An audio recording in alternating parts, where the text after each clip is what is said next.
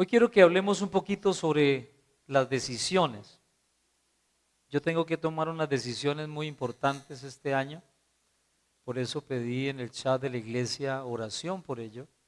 Tenemos que tomar decisiones en cuanto a nuestra casa, tenemos que tomar decisiones frente a lo laboral, aún en el plan de salud tengo que tomar algunas decisiones y obviamente cuando hablamos de tomar decisiones también vienen ciertos temores, porque todo lo que es nuevo nos genera un poco de temor. Cuando salimos de nuestra zona de confort, pues obviamente hay algo que se levanta porque lo que tememos es aquello que no conocemos, porque creemos que lo que conocemos nos da cierta seguridad.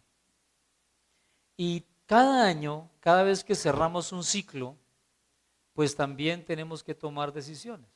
Seguramente usted ha hecho alguna reflexión, algunas valoraciones y han determinado, necesitamos cambiar esto, necesitamos hacer esto, hay unos nuevos planes que tenemos que elaborar y unos pasos para desarrollarlos. Y en el tema de hoy quisiera hablar precisamente cómo tomar decisiones, que es un pilar también del reino de los cielos. Dios también tomó una decisión y tomó la decisión de intervenir en nuestra historia, en la historia de nuestras vidas. Y gracias a su decisión, tú y yo hoy podemos gozar de la vida eterna, de la reconciliación con Dios, o también puedo decirte, a partir de esa decisión que Dios tomó, tú puedes hoy también tener la esperanza del perdón de la vida y de la eternidad con Dios. Y quiero que nos movamos un poquito en dos capítulos del Génesis, capítulo 11 y capítulo 12, sobre la historia de un gran personaje y su familia, y estoy hablando de Abraham y estoy hablando de su familia. Diariamente tomamos decisiones. Decisiones si nos bañamos o no nos bañamos, ¿sí? Si desayunamos o no desayunamos, si seguimos haciendo lo mismo o no, pero tenemos que tomar decisiones. Si no tomamos decisiones, las cosas seguirán su curso. Y una locura sería pensar que los cambios vienen haciendo exactamente lo mismo. Necesitamos tomar decisiones. Y el texto de Génesis, voy a leer el versículo 26 al 30 de Génesis 11, y dice así: después de haber vivido 70 años, Terac tuvo a sus hijos Abraham, Nahor y Harán. Esta es la historia de Terac, el padre de Abraham, Nahor y Harán. Harán fue el padre de Lot y murió en Ur de los Caldeos, su tierra natal, cuando su padre Terac aún vivía. Abraham se casó con Sarai y Nahor se casó con Milca, la hija de Harán, el cual tuvo otra hija llamada Isca, pero Sarai era estéril, no podía tener hijos. Verso 31 dice: Terac salió de Ur de los Caldeos rumbo a Canaán, se fue con su hijo Abraham, su nieto Lot, hijo de Harán, y su nuera Sarai, la esposa de Abraham. Sin embargo, al llegar a la ciudad de Harán, se quedaron a vivir en aquel lugar y allí mismo murió Terac a los 205 años. Me imagino a ese hombre pagando prepagada 205 años, ¿no? Primer punto que quiero desarrollar hoy es que hay implicaciones cuando decidimos sin la motivación y sin la dirección correcta. Encontramos en este pequeño fragmento del capítulo 11 que el padre de Abraham sale de Ur, tierra de los caldeos, rumbo a Canaán, y Canaán era la meta, era el lugar de destino. Era el lugar que decidió marcharse con su familia. Hay muchas personas que han salido del país, de la ciudad, para irse a la tierra, al lugar donde creen que ese es el lugar que Dios les ha dado como bendición. Y no estoy diciendo que eso no sea posible, por supuesto que sí. El asunto es ¿Cuál es la motivación y la dirección correcta o incorrecta? En su camino, dice el texto, llegan a Harán, una ciudad comercial de Mesopotamia, y en la Biblia se le presenta como la cuna de los antepasados de Abraham. Era el núcleo central de las caravanas comerciales de Babilonia hacia Asia, Siria y Egipto. Era un lugar muy importante comercialmente hablando. Y siempre nos llama la atención que nuestros movimientos tienen que ver con una mejoría de lo económico. Muchos pensamos qué bueno irnos de Colombia porque hay esperanza en otro lugar. El asunto es que muchas personas que están en el lugar donde queremos ir están deseando irse para otro lugar porque piensan que ahí tampoco hay esperanza. Y vivimos en un momento bastante difícil en ese contexto. También se le llamaba Padam. Tal vez esa misma pujanza, ese lugar comercial, un lugar de deleites, le llevó a tomar la decisión de quedarse ahí por un tiempo. Y eso es lo que hace Terac. Se queda en ese lugar porque hay un gran movimiento, hay buen comercio, hay estabilidad económica y seguramente como buen padre responsable diría, este es el lugar que yo quisiera que mis hijos tuvieran para el futuro. Así que de su perspectiva desaparece Canaán, que era el lugar hacia donde él iba. Hay un dicho que dice que cuando uno no sabe para dónde va, cualquier bus le sirve. Y no hay cosa más peligrosa que una persona desprogramada.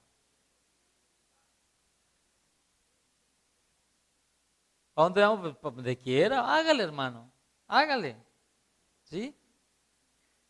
Cuando no hay claridad del por qué y el para qué vives, entonces las cosas que te rodean se convertirán en tu distractor y tu motivación y decidirás quedarte en medio de eso. Cuando eres movido solo por las circunstancias, llegas a un lugar y mueres en ese lugar.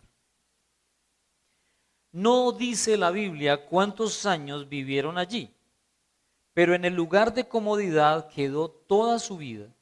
A Terac lo movió su corazón responsable y compasivo.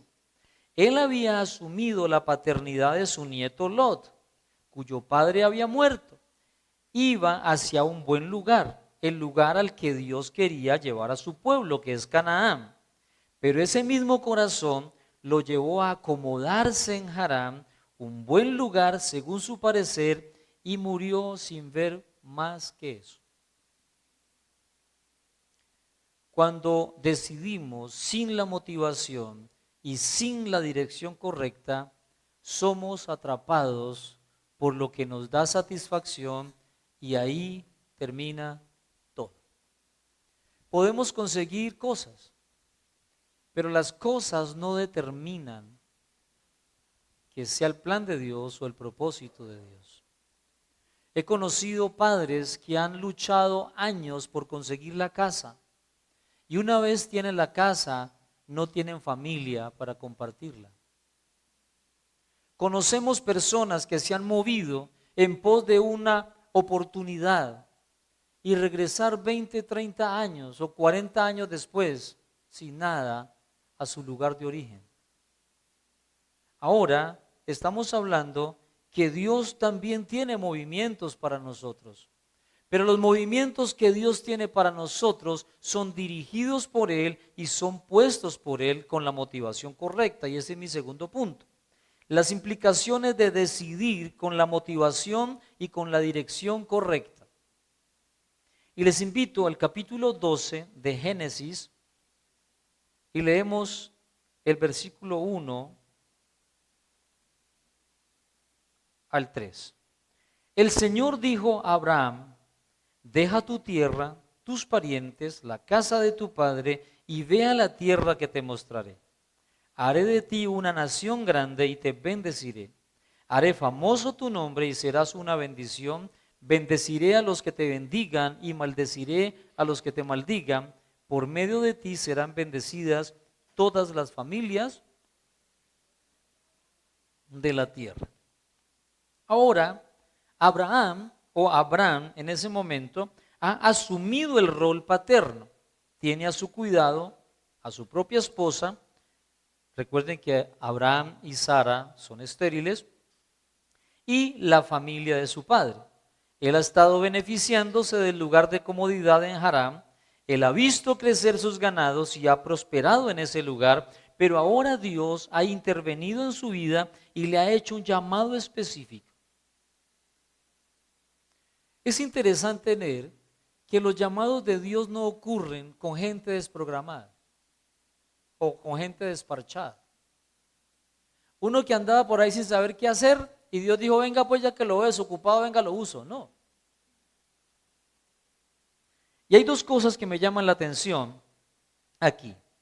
Cuando hay un llamado de Dios, hay una decisión por tomar. Y para Abraham era dejar su tierra, sus parientes, la casa de su padre e irse a una ciudad o a un lugar que Dios le mostraría. Dios no le da una carta de navegación, no le dio la ubicación de la tierra, no había una guía de Google Maps, no había Waze. A diferencia de su padre, él decidió ir a Canaán, al lugar donde su padre quería ir, al lugar donde Dios quería llevar a su familia desde siempre. Abraham había permanecido muchos años ahí debido a la decisión de su padre, pero ahora tiene un llamado de Dios y salir de esa ciudad ya no será basado en la decisión de otros, sino en la suya. Su confianza no estará en la habilidad de su padre, su papá ha muerto, ahora ni siquiera en la suya. Estaba cómodo ahí, pero Dios le ha llamado y su decisión deberá descansar en la soberanía de Dios. Si yo tengo que tomar una decisión conforme a la voluntad de Dios, eso significa que yo debo conocer a mi Padre, a mi Dios. Y cuando yo sé que los planes de Dios siempre son buenos para mí, descanso entonces en saber que todo lo que Dios me pida será beneficioso para mí. No según la lectura de mi inseguridad o mi seguridad, sino de la seguridad que descansa en un Dios que es fiel y bueno. Y la segunda cosa que resalto, cuando hay un llamado de Dios, hay una bendición inherente en él. Dios le hace una promesa ligada al llamado. Haré de ti una nación grande y te bendeciré. Haré famoso tu nombre y serás una bendición. Recuerdo cuando era joven, habíamos salido del ejército, recién salido del ejército, yo tenía recién cumplido 18 años, y un compañero de milicia me dice, viejo, ¿qué vamos a hacer? No tenía ni idea qué iba a hacer con mi vida. Y un día me dice, pues hermano, no estamos haciendo nada, inscribámonos en el DAS. El DAS era el Departamento Administrativo de Seguridad de esa época, y allí hay unos cursos de detectives. Esto no lo he contado jamás. Entonces, me dice, pues ya que estamos sin hacer nada, pues metámonos. De pronto nos resulte algo, hermano, y nos volvemos Starsky y Hutch. Era un programa de detectives de la época. Y nos inscribimos, hice el curso al DAS, pruebas por aquí, pruebas por allá. Y pues, como podrán haber notado y deducido, no quedamos. A mí me rajaron dizque por la estatura. Nunca entendí eso pero bueno. Lo que quiero resaltar de ese momento son las palabras que él utilizó. ¿Qué más da? Probemos. No estamos haciendo nada. ¿Qué tal que nos vaya bien? Y esa ha sido la motivación para negocios, para matrimonios, para ministerios, para lo que sea. Pues yo soltero, ¿qué va, hermano? Me está acabando el tiempo, pues qué oportunidad que me salió. Pues qué perder, hermano. metámonos a negocio, pues algo hay que ganarme. Estoy joven, ¿por qué no probar? Abraham tiene que evaluar lo que está sucediendo. Si conocemos la historia de Abraham, él ha sido un hombre que en varias ocasiones estableció planes equivocados también. Y en muchos de sus planes incluyó la mentira y el engaño. Pero planeó las cosas.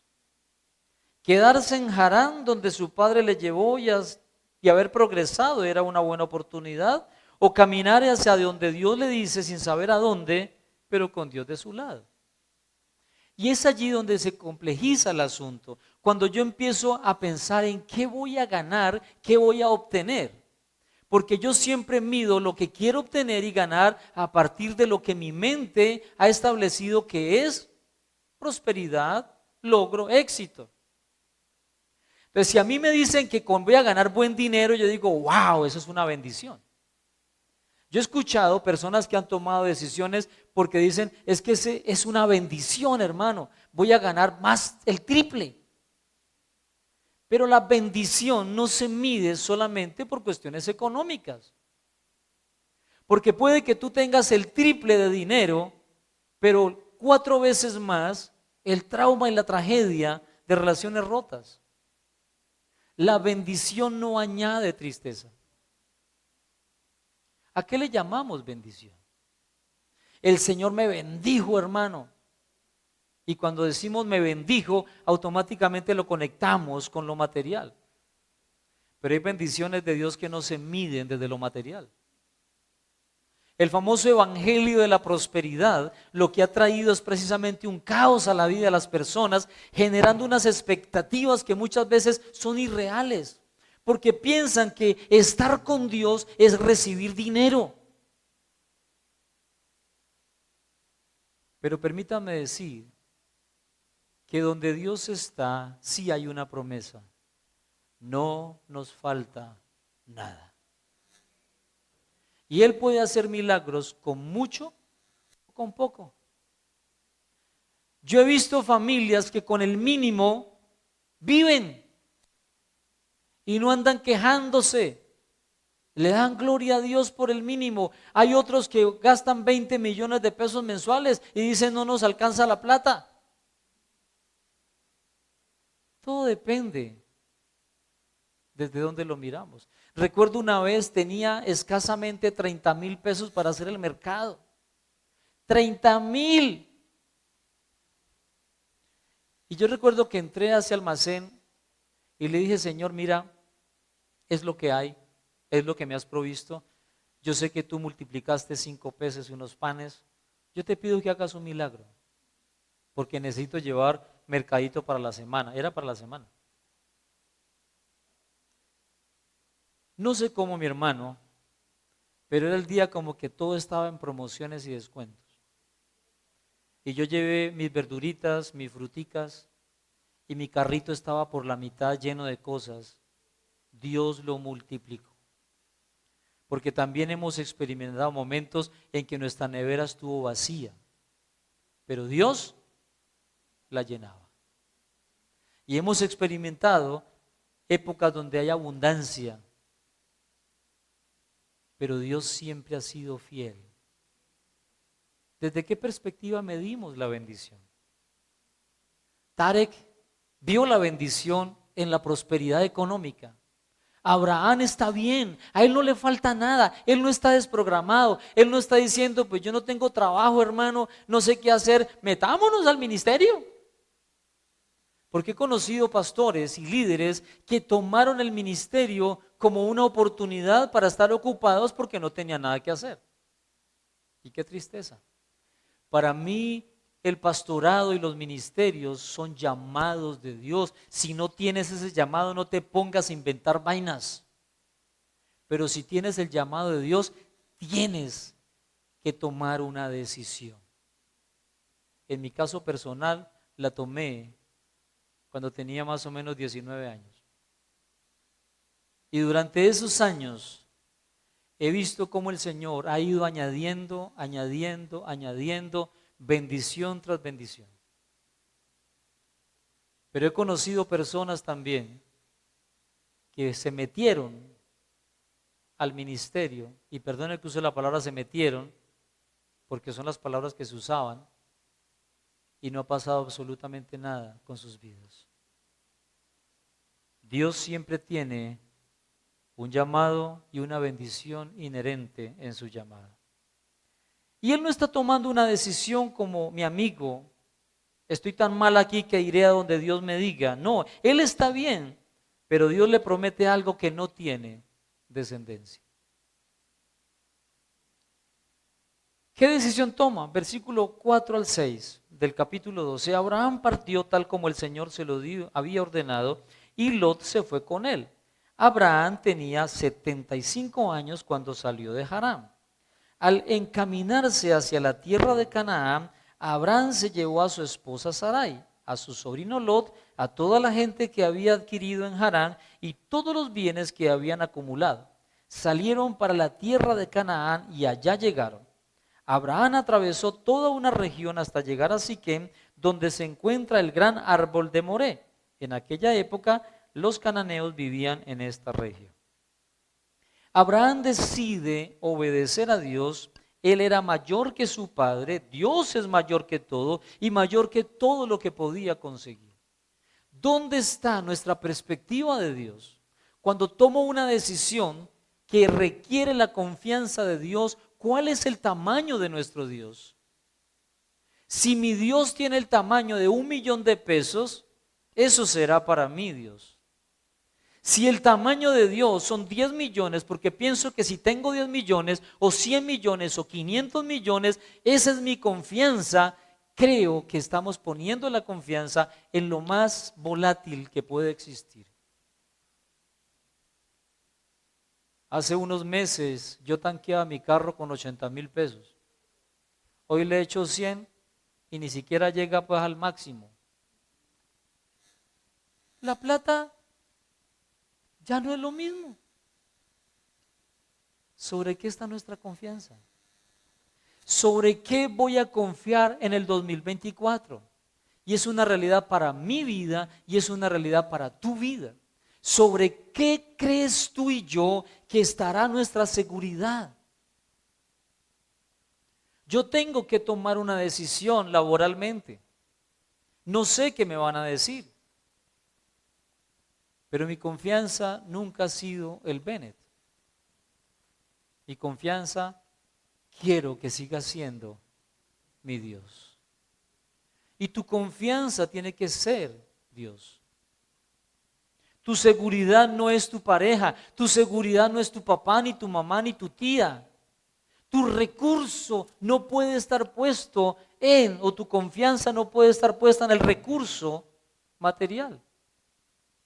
Porque hay un Dios que está por encima de todas las cosas. Y en Él necesitamos descansar. ¿Qué decide Abraham? Decidió obedecer a Dios. Versículos 7 al 9 dice, allí el Señor se le apareció a Abraham y le dijo, yo le daré esta tierra a tu descendencia. Entonces Abraham erigió un altar al Señor, porque se le había aparecido.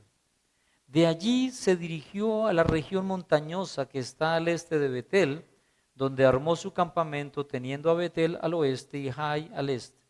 También en ese lugar erigió un altar al Señor e invocó su nombre. Después Abraham siguió su viaje por etapas hasta llegar a la región del Negev. Hay dos cosas que me encanta de estos versículos. La primera es que cuando estás en el lugar que Dios te da, Él te permite escoger dónde radicarte. Él ha llegado a Canaán y decide hacer su campamento en las montañas y luego en la región del Negev. Cuando estamos en los planes de Dios, Él nos da oportunidad de elegir cómo, de acuerdo a los talentos que nos ha dado. ¿Saben, mis hermanos? Yo descanso en algo. Cuando uno sabe quién es, ¿Dónde está su seguridad y su identidad? Las voces del qué dirán se apagan. La confianza no está puesta en la aprobación que tengas o no. Y empiezas a experimentar que lo que tú haces, lo haces porque Dios lo hace a través de ti de manera diferente a como lo hacen otras personas. Entonces no hay competencia desleal. Entiendo que hay miles y millones de pastores, pero ninguno es como yo. No porque sea mejor que ellos, porque Dios me usa a mí de la manera como Él quiere usarme y usará a otros, usará a otras personas, a otros siervos y siervas del Señor como Él quiere usarlas. Y cuando entendemos que somos instrumentos en las manos del Señor, entonces hay seguridad y confianza. Hay miles de maestros, pero yo soy único en el colegio. No porque tenga algo especial. Lo único especial que puedo tener es la gracia de Dios que me hace su instrumento. ¿Dónde está tu seguridad? Tú puedes ser médico, abogado, ingeniero, terapista, lo que hagas. ¿Qué te dirige? ¿Qué te hace diferente?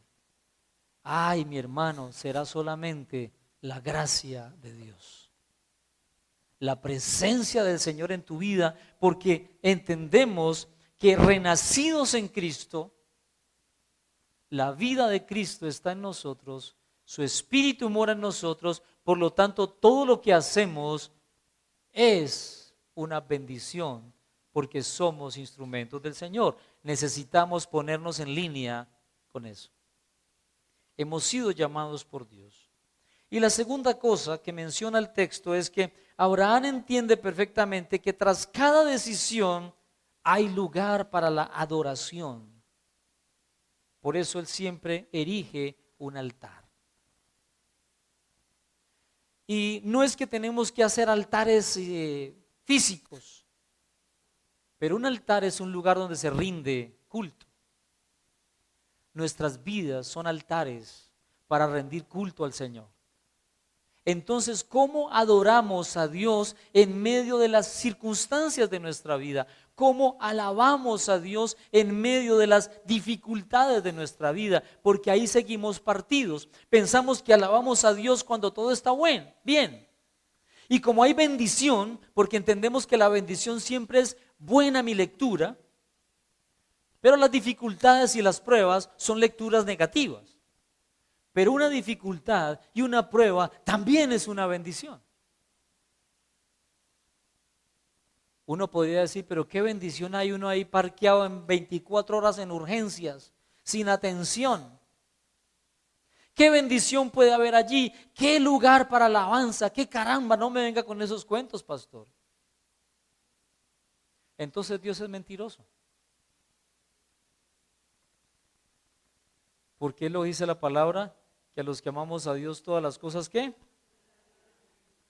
Pelee con Él entonces. Pero si creemos, Dios también está obrando su perfecta voluntad en las circunstancias de nuestra vida. Dejar la tierra donde he estado años, sentirme seguro, seguramente no era tan chévere y tan fácil, y menos a un lugar que no conozco.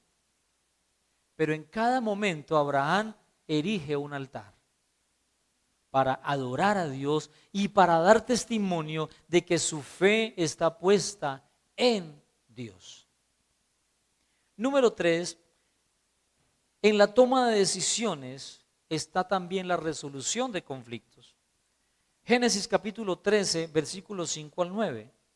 Y encontramos a Abraham y a su sobrino Lot en un conflicto. Versículo 5 del capítulo 13 dice, también Lot, que iba acompañando a Abraham, tenía ovejas, vacas y tiendas de campaña. La región donde estaban no daba abasto para mantener a los dos porque tenían muchas posesiones como para vivir juntos. Por eso comenzaron los pleitos entre los pastores de los rebaños de Abraham y los que cuidaban los ganados de Lot. En aquel tiempo, los cananeos y los fereceos también habitaban allí. Así que Abraham dijo a Lot: no debe haber pleitos entre nosotros ni entre nuestros pastores, porque somos parientes. Allí tienes toda la tierra a tu disposición. Por favor, aléjate de mí. Si te vas a la izquierda, yo me iré a la derecha, y si te vas a la derecha, yo me iré a la izquierda. Una nueva decisión para tomar. ¿Cuál es la decisión que tomamos en los conflictos? Porque permítame decir, hermanos, los conflictos siempre estarán entre nosotros. Un conflicto es un choque de opinión, unos pareceres diferentes. Yo me levanto por la mañana y digo: qué día tan espectacular, y puede que mi esposa diga: ay no, es un día muy frío. Ya tenemos un conflicto. ¿Qué vamos a almorzar esta tarde? Yo quisiera algo suave, pero el otro puede decir: yo quiero un plato fuerte, pesadito, que llamamos nosotros. Y ahí hay un conflicto. Los conflictos siempre estarán entre nosotros y necesitamos tomar decisiones, no aplastando al otro, sino cómo lo resolvemos. Y aquí tenemos una oportunidad. Hay que evitar que las relaciones se deterioren, y para ello los límites son necesarios. Tal vez pensemos que Abraham debió salir sin Lot. Yo siempre me pregunté por qué, si más adelante se fue un problema, una tragedia, pero los planes de Dios son perfectos. Y recuerde que a Lot lo movía un corazón paternal. Él encontraba en Lot el hijo que no tenía, porque somos invitados a eso, a llenar los vacíos que tenemos con otras personas, con situaciones que nos parecen afín. El hermano tomaría el lugar del padre, esa era una ley hebrea, al quedar huérfano el hijo. Ahora, ante esta situación, deberán tomar una decisión. Hay que escoger dónde permanecer. Ellos no se hicieron los ciegos ante el problema, sabían que debían hacer algo. Ahora, Lot observa el mejor terreno, escoge lo mejor. Y uno podría decir: hola, tan desconsiderado. Aparte de eso, de que Abraham asume una paternidad, se apresura a coger lo mejor, uno diría: hombre, hubiera dicho: no, tío, escoge vos. ¿Sí o no? Que era como lo que uno diría sería más chévere. Pero porque siempre estamos pensando en lo mejor para nosotros. Abraham ha entendido que lo mejor para su vida no son sus posesiones, no es la tierra, sino su Dios. Y donde quiera que esté, donde quiera que viva, Él vivirá presente. No importa si va a las montañas, no importa si se queda en el valle, no importa si arma una tienda, no importa si tiene mucho ganado, no importa si tiene miles de ovejas. Él sabe que lo más preciado que tiene es la presencia de su Dios.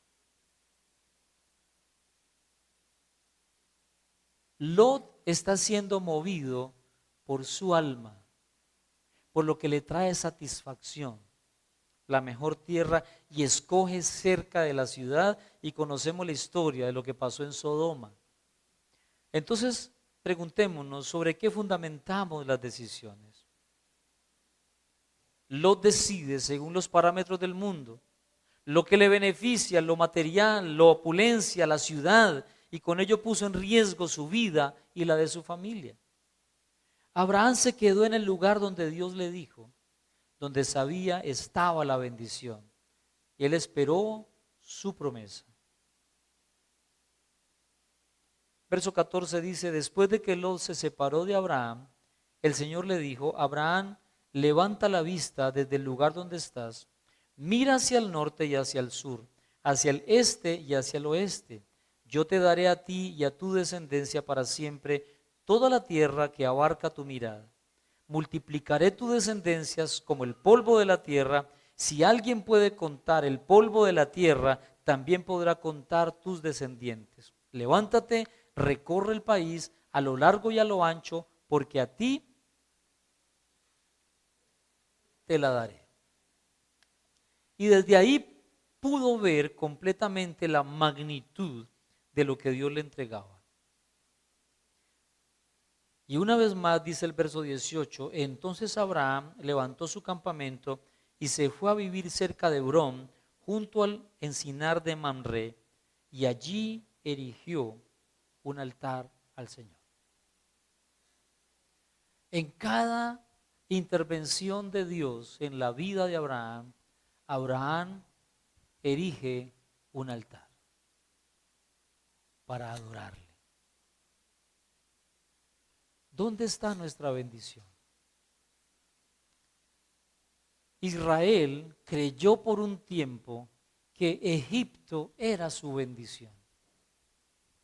Ellos estaban muriendo de hambre, Dios los lleva a Egipto, donde José es un excelente administrador, y allí viven 400 años como esclavos. Y cuando Dios los libera y ellos están caminando en el desierto rumbo a la tierra prometida, la misma tierra que le prometió Dios a Abraham, ellos añoran la bendición, porque ellos creen que la bendición era Egipto. Para ellos la bendición no era el Dios que estaba con ellos, ni la tierra donde iban, sino lo que conocían, la esclavitud, pero allí estaban seguros entre comillas. Y en el desierto le dicen siempre a Moisés, pero ¿por qué nos sacaste de la tierra de Egipto? Allá estábamos bien, allá teníamos comida, cebollas y no sé qué vainas. Y yo siempre he dicho, ¿quién carajo en un desierto extraña una cebolla?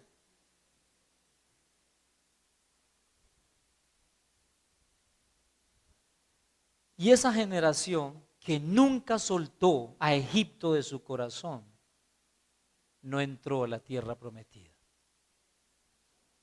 Los que nacieron en el desierto, conociendo la provisión de Dios, viviendo diariamente con la presencia de Dios, fueron los que entraron a la tierra prometida. Necesitamos tomar un poquito de esta historia y preguntarnos realmente, ¿somos conscientes y creemos que la presencia de Dios mora en nosotros? Porque si eso es verdad, entonces nada de lo que nos rodea nos podría llevar al temor. Porque el Señor está con nosotros. Y cuando aparece el miedo a la inseguridad por el futuro y las decisiones que tomar, volveríamos a conectarnos, pero Señor, tú has estado conmigo y lo estarás también mañana, y Él es el que me saca a flote. Yo no sé qué va a pasar conmigo, no sabemos qué pasará en el lugar de vivienda, no sabemos qué será de tantas cosas que hay por organizar, no tengo ni idea, Señor, pero tú ya lo sabes y también tienes la solución. Así que dame la fe suficiente para esperar y confiar en tu respuesta y en tu plan. Mientras tanto, Señor, te adoraré. Me reconcilio.